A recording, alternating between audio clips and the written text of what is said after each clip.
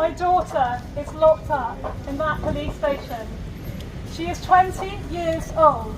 She is the youngest of the 6. And she has some health issues that require daily support. But she has not had the right to contact anyone since Monday night because she and the others are being held as terror suspects. I'll say it again, terror suspects. Police! As her mother, I have some things to say about that.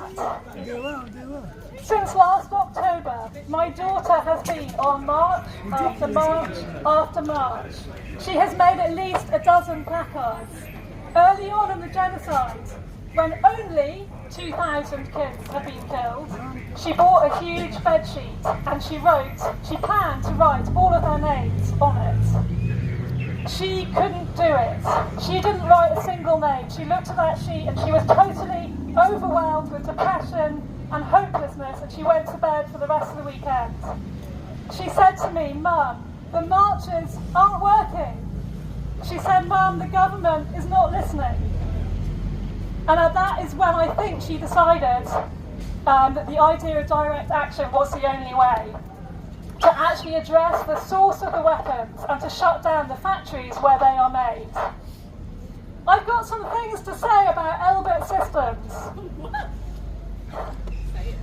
I'm going to say it. Like man in the back. I had not actually heard, to my shame, of Elbit until my daughter was arrested, and I've had some catching up to do. Elbit has said in court it doesn't manufacture arms for Israel.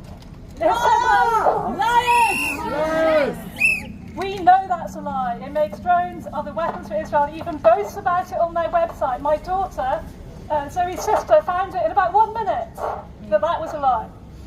Elbit is profiting from the genocide, and the UK government is awarding them contracts to the tune of hundreds of millions of pounds. Shame! This is how I see Elbit. I see Elbit as a huge, repulsive beast, bloated with the blood of innocent Palestinians, being fed money by our government. And I see those brave young people locked up in there as George versus the dragon or David versus Goliath. They've taken the massive personal risk of going in and poking the beast. That takes incredible courage. They are trying to shut Elbit down because our government hasn't got the moral courage or the humanity to shut Elbit down. And now they're being treated as terrorists. I have a faith. I believe there is justice in this universe.